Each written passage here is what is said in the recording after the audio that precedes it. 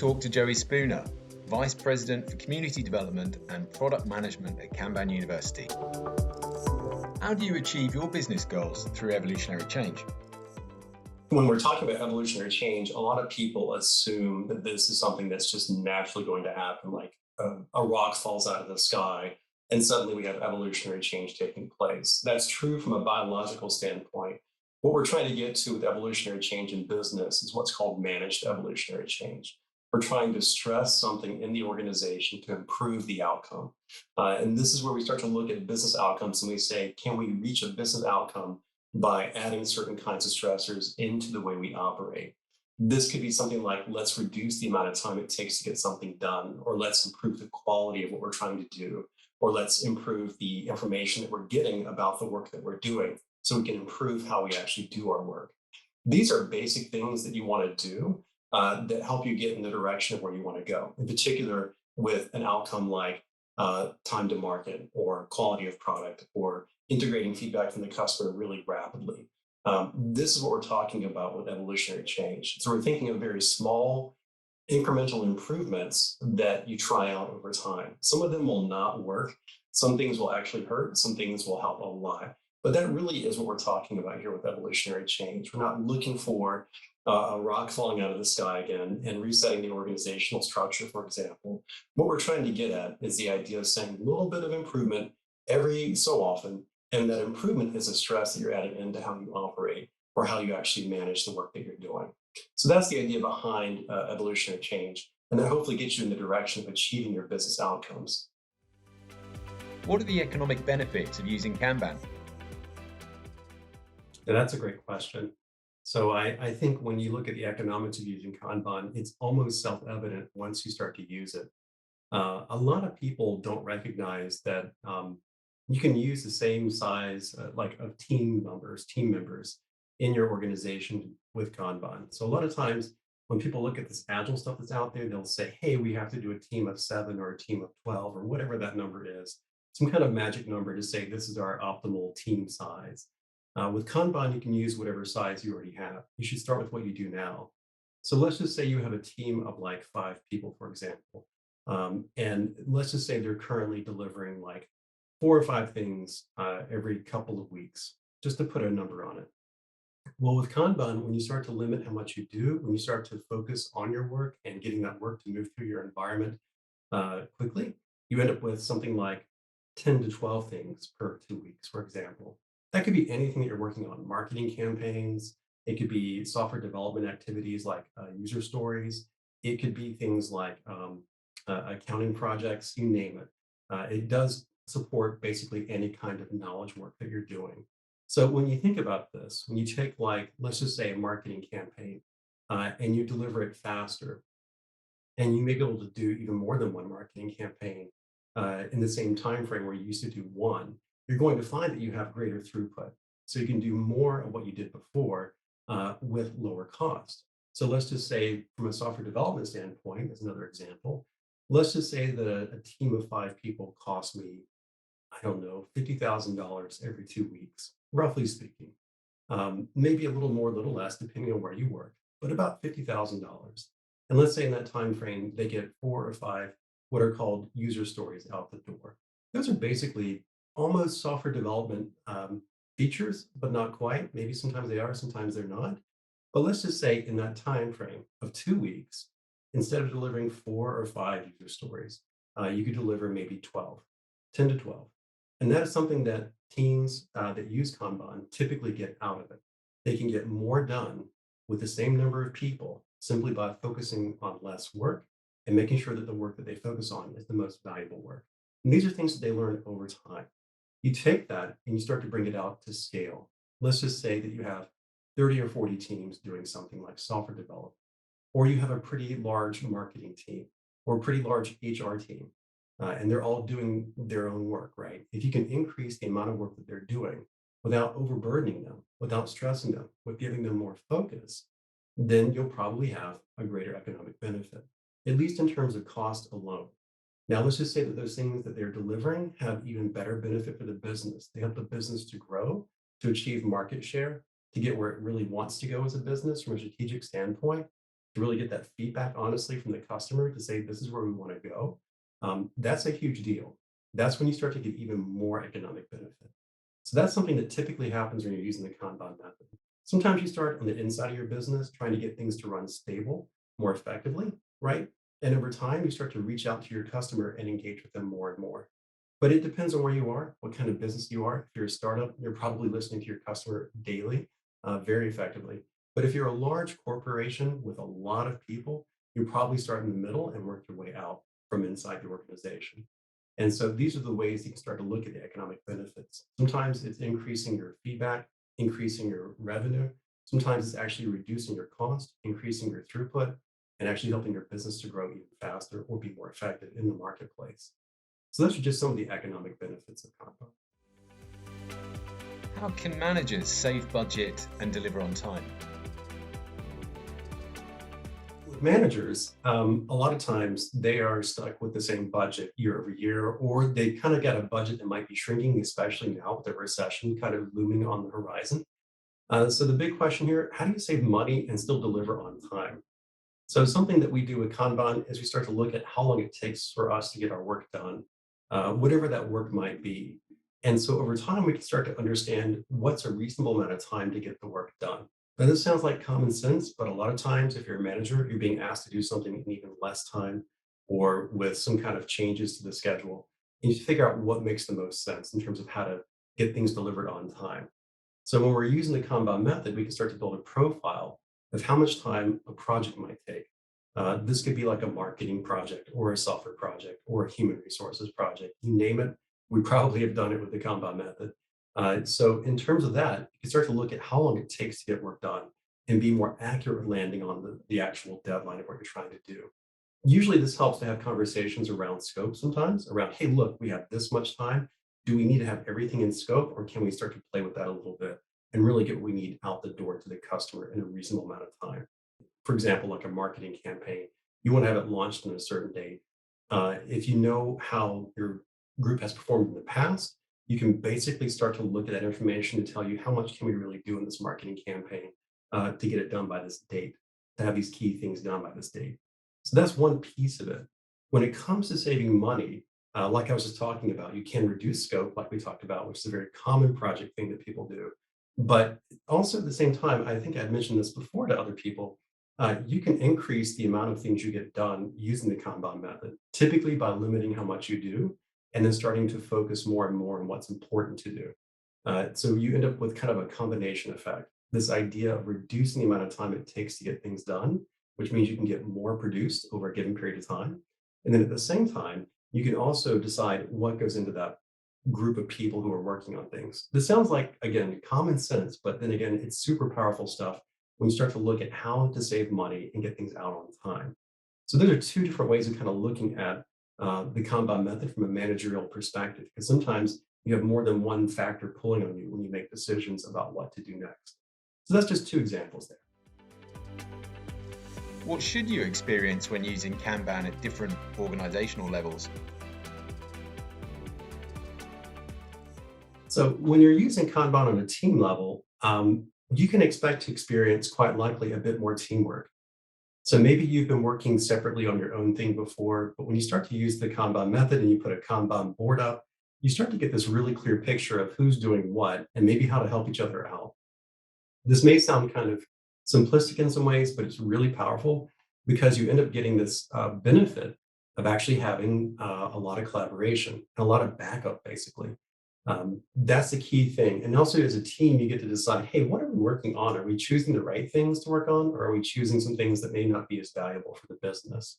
So it starts to help the team recognize what they're doing, what the value is, but also to collaborate and back each other up. That's a big deal because a lot of times I've seen organizations where they rely on one person to do something special, and that person goes on vacation or they get sick.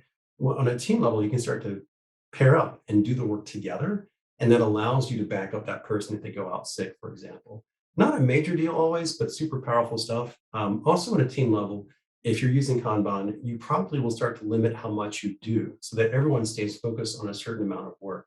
And that allows for a lot more collaboration, a lot more throughput of work, but also just simply less stress. You don't have as much to remember to do. You're typically focused on 2 or 3 things at any given time.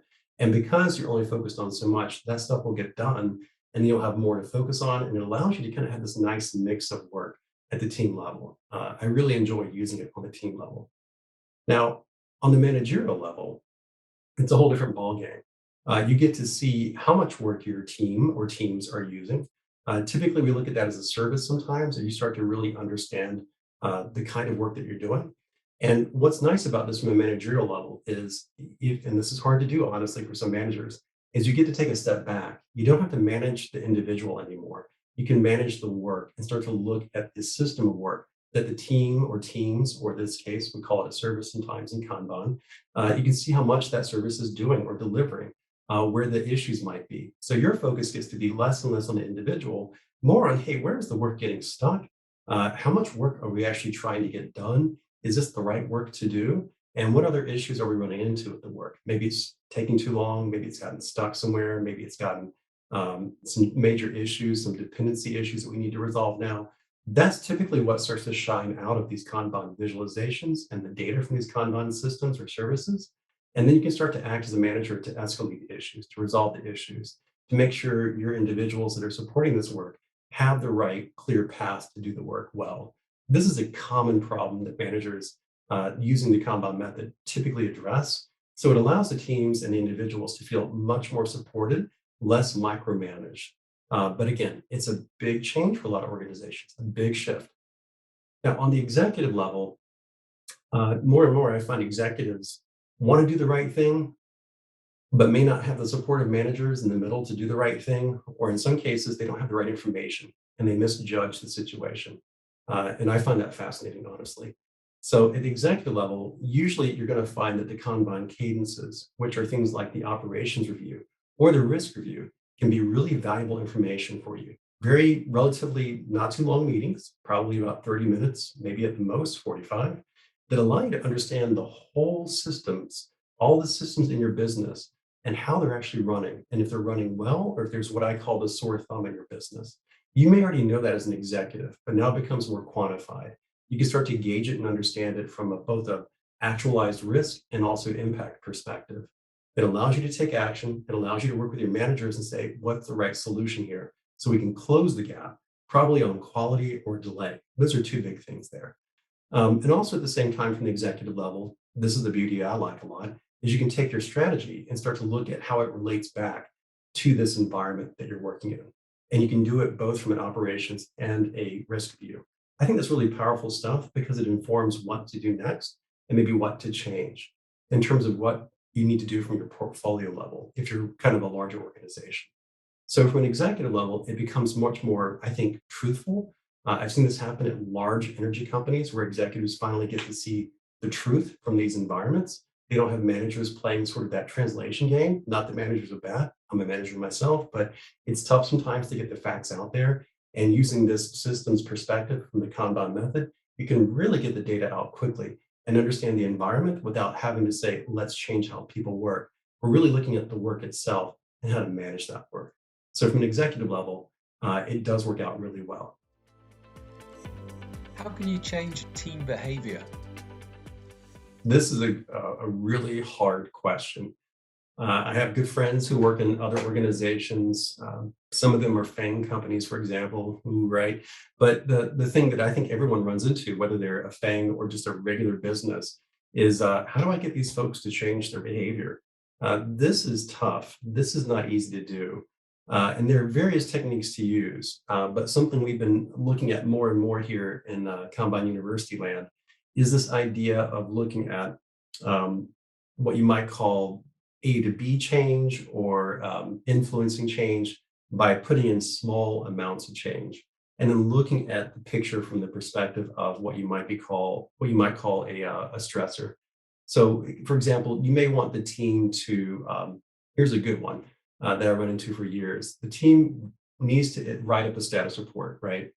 And every week they need to write a status report. Let's just say that's good behavior. And the team hates doing status reports. I hated them. I've never liked them a whole lot. So one of the things that we tried to get them to do over time was to simply put a sentence into a ticketing system or into a Kanban board system. So in this case, hey, once a day when you leave, just write a one sentence out for what you do and how you do it. And this took a long time to get the team to adopt this. It wasn't that they were resistant, it just wasn't a habit. So in this case, we had to have people in the team start to follow through. I actually tapped the shoulder of one lead developer and said, hey, can you do this? And maybe ask around. So I'm not always the person asking around to say, let's improve how we document what we're doing. And that actually took about 3 or 4 weeks, but they eventually caught on to doing this. And it was a combination of me talking with that person, asking them to basically take an active leadership and talk with other individuals and see what their resistance was, and maybe even talk with them about why the benefit was there to write down what they did. And what happens is over time, you end up getting this great log of information, and it allowed me to defend them in conversations. So this is very important stuff to do. And this is just a very simple example of changing a team behavior. Another good one, for example, in the Kanban method is the idea of limiting how much we do and saying that there's a budget, more or less, or limit to the amount of things that we'll focus on. And that's a tough thing to do when you've got a lot of demands flying around.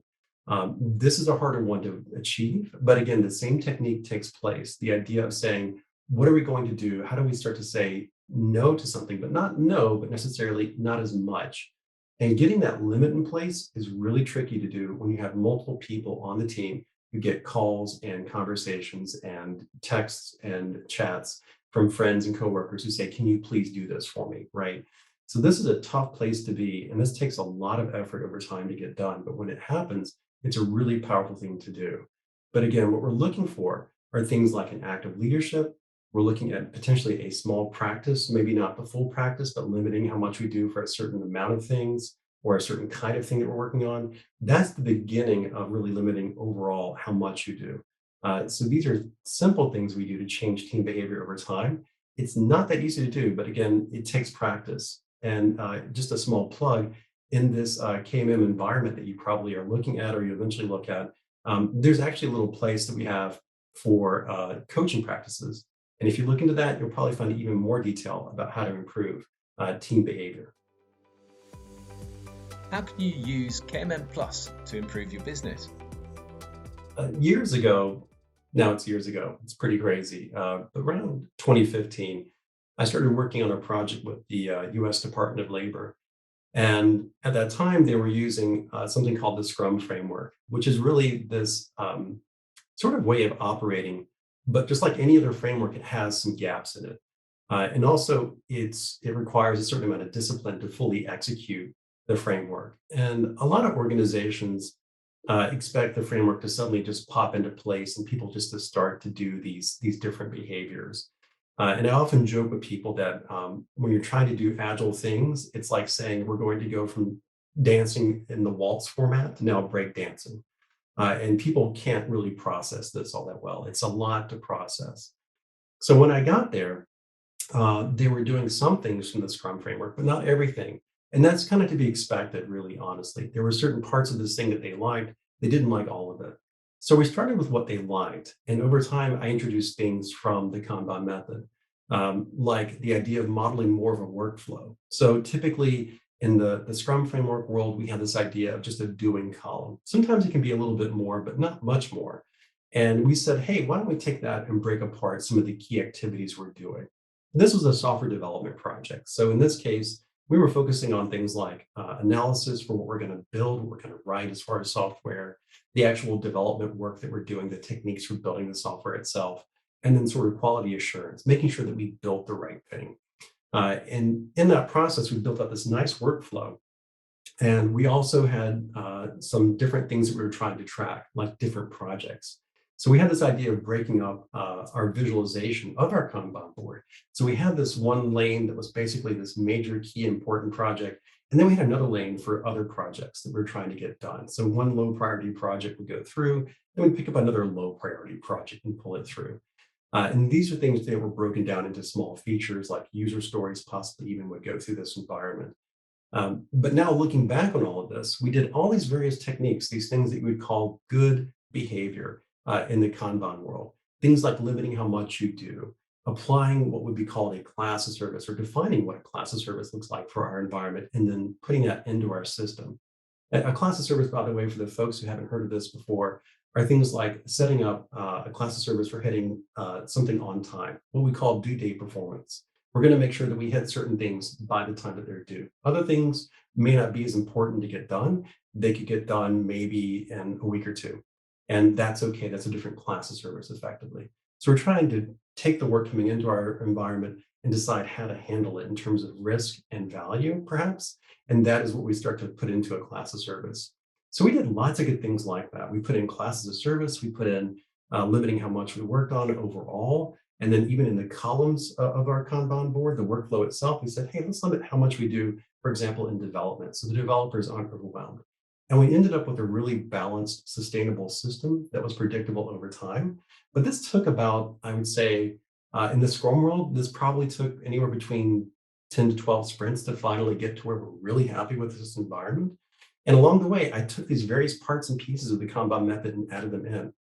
And I didn't know if there was anything special about what I was doing. I was simply using my intuition to guide myself through this environment and throwing these little experiments, more or less, to see if we could get better at what we do.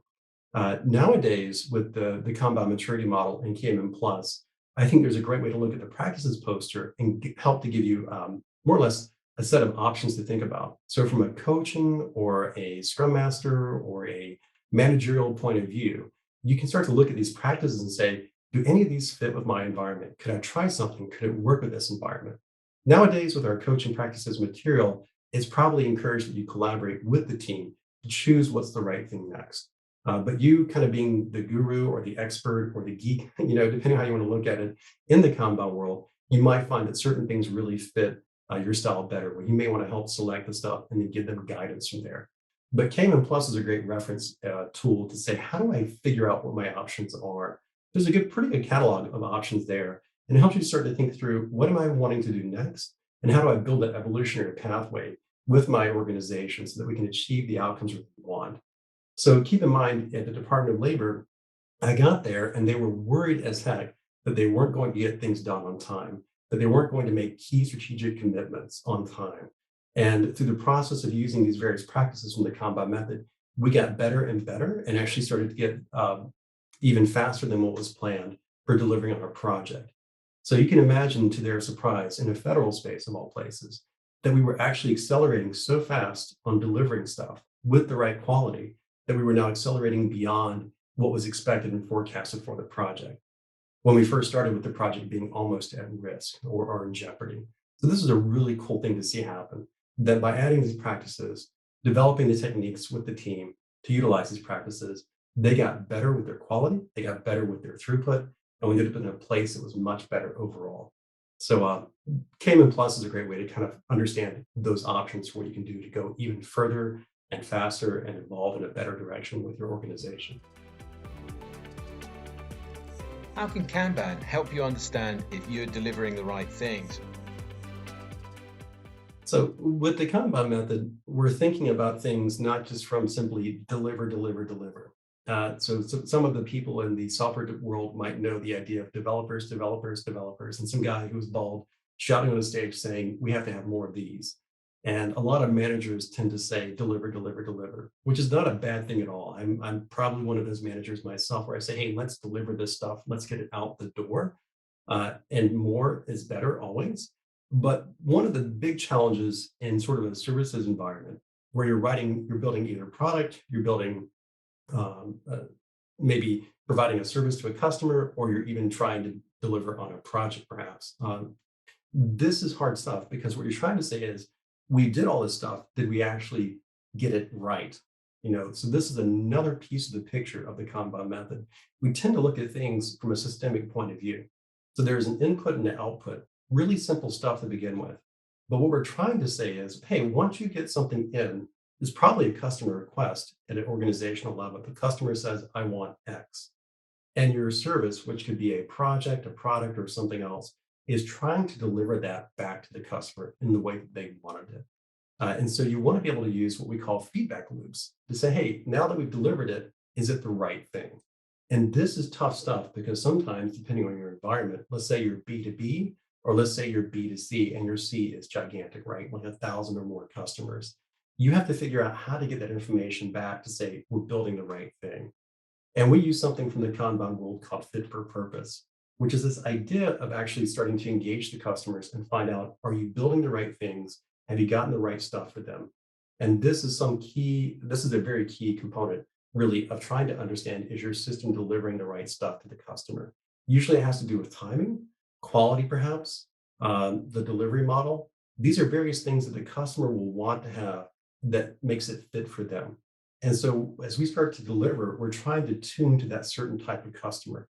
And this is a key feedback loop that a lot of organizations sometimes miss out on. Really big organizations, I find, struggle in this space because they have so many disparate areas that are trying to get this information or trying to deliver, for example. So 4 or 5 teams might be delivering, and one team is trying to get the customer feedback. And there's almost this asynchronous sort of bouncing around of communication and information around what to do and how to do it. This is not everybody, by the way, but a lot of big organizations struggle here. And so in the Kanban method, we're trying to address some of that pain by saying, let's get that cadence going at the right pace. So that there's almost like an engine running that says, hey, we have feedback. Let's help to integrate that into what we're delivering. And at the same time, let's make sure that what we deliver now is more fit for purpose for that customer. So over time, you really develop this nice balance, hopefully, to adjust and adapt to the changing needs of your customer, because you want to be fit more in the long term for their purpose, because that ultimately helps benefit your business. So that's a very short example we're talking about in terms of delivering the right things.